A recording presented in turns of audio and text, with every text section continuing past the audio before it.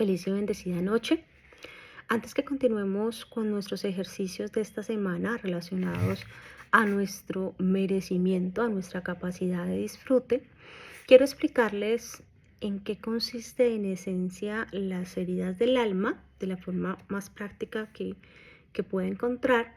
Pero lo primero que le quiero aclarar es que esto es una terapia muy profunda de sanación y que si van a continuar con la tarea, lo ideal es que lo hagan con una persona que maneje el tema, con un terapeuta que sepa de heridas del alma, para que puedan tener mejores resultados. No es lo ideal que lo hagan de manera autónoma, es decir, solos, porque se mueven muchas fibras, se mueven dolores que estaban ocultos y lo ideal es tener un debido acompañamiento. Las voy a tocar única y exclusivamente en el entorno que estamos trabajando, que es la abundancia, pero como todos los ejercicios que hemos hecho y las prácticas que hemos desarrollado, pues se pueden utilizar no solo en el aspecto de la riqueza, la abundancia y en general las cosas materiales, sino también en cualquier aspecto de nuestra vida que no estén teniendo los resultados que nosotros pretendemos. Técnicamente, la teoría de las heridas de la infancia se basa en el análisis de cómo se forma nuestra personalidad. Entonces, se ha establecido que desde la gestación hasta los 7 años de edad, la mayoría de los rasgos de nuestra personalidad se determinan por las circunstancias que hayamos atravesado en ese periodo y la forma en que emocionalmente hayamos respondido a esas situaciones.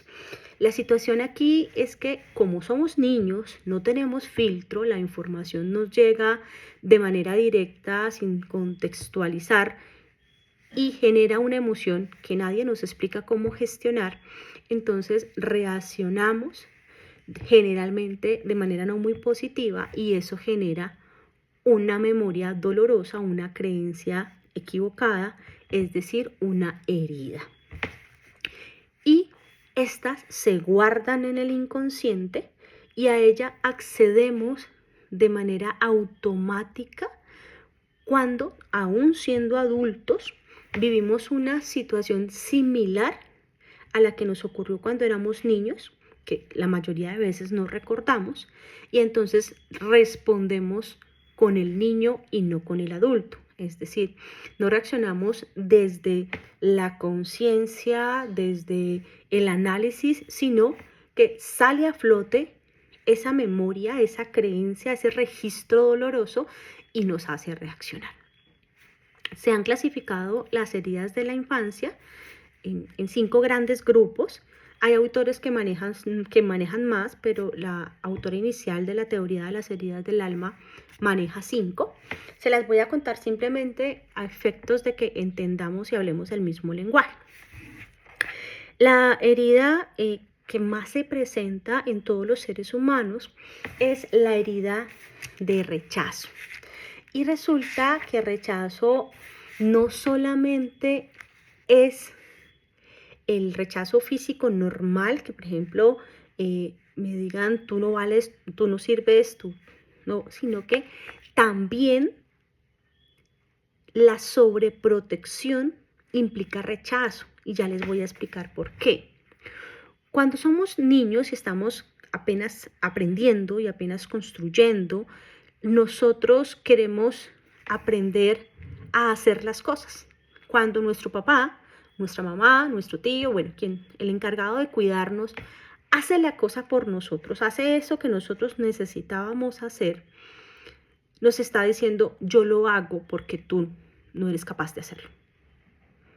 Eso es lo que entiende el niño, que no filtra, que no califica, que no dice, ay, es porque me quiere mucho y entonces no es que yo no sea capaz, sino que no, el niño no entiende eso. El niño entiende, yo lo estaba haciendo, no me dejaron hacerlo, yo no sirvo para hacerlo. Cuando un niño se siente herido, no deja de querer al papá, no deja de querer a la mamá, no deja de querer al cuidador, a la persona que tiene a su alrededor y que lo está ayudando en su crianza, sino que deja de quererse a sí mismo.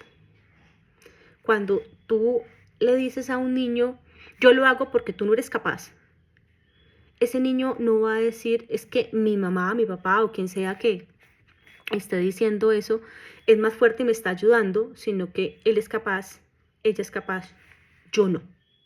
Y eso se registra en la memoria.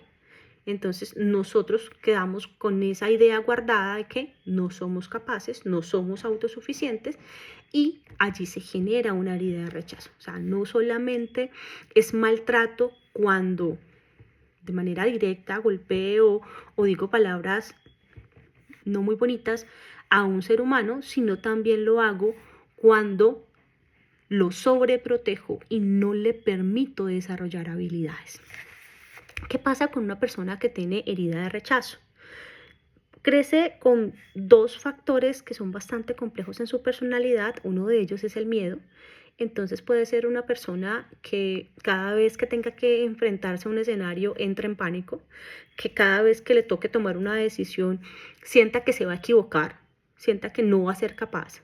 Porque una de dos, o se lo dijeron directamente, tú no sirves para esto, o se lo dieron a entender cuando hicieron por él lo que él tenía la capacidad de desarrollar y que simplemente pues le mostraron que era otro el que tenía que hacerlo. O son personas que crecen con una sensación de resentimiento y entonces son de esos que juzgan, de esos que todo el tiempo están calificando al otro porque necesitan aprobación que ellos no tuvieron. El siguiente caso o la siguiente herida es la del abandono. El abandono es lo que se denomina el síndrome del mal querido, el síndrome del melancólico, el que siempre siente como el vacío, la sensación que en cualquier momento va a carecer, que en cualquier momento va a estar solo. Y entonces este tipo de personas, una de dos, o se vuelven extremadamente dominantes para poder evitar que la gente los abandone, o se vuelven extremadamente serviciales. Y no estoy diciendo que el servicio sea malo, no estoy diciendo que la generosidad tenga algo de malo. Lo que sucede es que de manera inconsciente estas personas están dispuestas a hacer el tapete si es necesario para que los demás sigan estando con ellas. La siguiente herida es la de la humillación y viene siempre seguida de la culpa, de la sensación todo el tiempo de que cualquier cosa que pasa en el universo tú eres el culpable.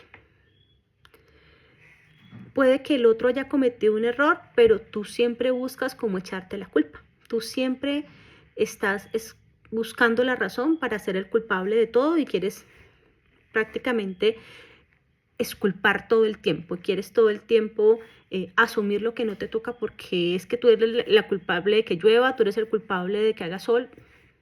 Definitivamente todo es tu culpa. O puedo tener el otro extremo de aquella persona que siempre busca el culpable afuera.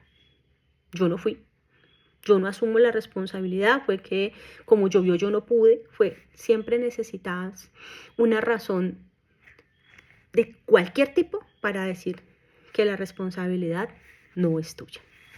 La siguiente herida es la de la traición.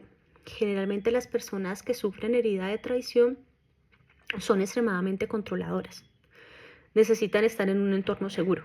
No les gustan las sorpresas, no les gusta nada que no sea previsto, organizado. Las improvisaciones, las reacciones de último minuto los descontrolan porque ellos necesitan tener todo controlado para evitar sentirse traicionados.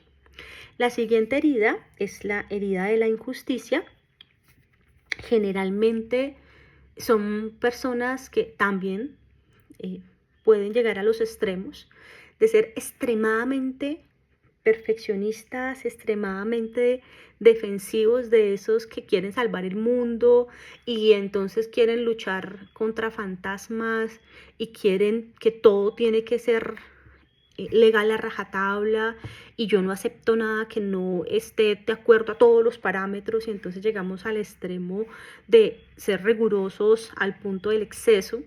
O podemos tener la posición totalmente opuesta de rompo todas las reglas, entonces hago todo lo que no se debe, me voy contra el mundo porque sí, porque igual yo sufrí injusticia y entonces todo el mundo va a tener que sufrir injusticia. Estas 5 heridas nos hacen desarrollar recursos emocionales que en algunos autores van a escuchar como máscaras, como herramientas, que en esencia es eso, es yo sentí la herida, yo sentí la situación, no gestioné la emoción, era un niño que no entendía el entorno y entonces creo una forma para poder solventar eso. O sea, yo soy un niño, no entiendo lo que pasa, entonces yo reacciono de manera inconsciente, de manera impulsiva y esa respuesta me sirve porque es la que encontré y la sigo usando, la guardo en mi memoria y acudo a ella cada vez que necesito. Entonces imagínense ustedes la vida siendo un adulto y todo está perfecto y entonces cuando todo está perfecto el adulto está al mando. Pero cuando pasan circunstancias que nos afectan, que nos confunden, entonces sale esa emoción guardada, sale el niño interior y hacemos la pataleta y reaccionamos de manera agresiva o de manera huidiza o le buscamos el culpable. Entonces todas estas situaciones que no gestionamos se quedaron allí guardadas, las buscamos de manera impulsiva e inconsciente y terminamos cometiendo errores.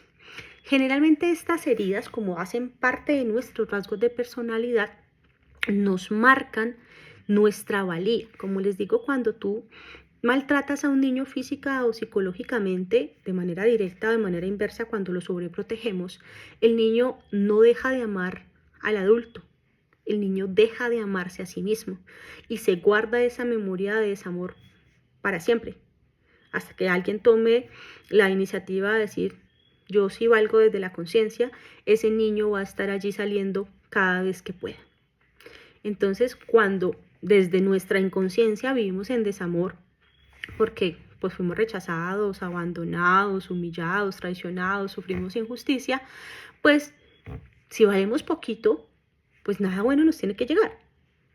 Y si nuestro inconsciente todo el tiempo está diciendo, tú no vales, tú eres poquita cosa, pues te mereces poquito. Y porque así nos esforcemos y trabajemos y hagamos todo lo mejor posible, no tenemos una buena relación con la abundancia, porque inconscientemente estamos diciendo que definitivamente no lo merecemos.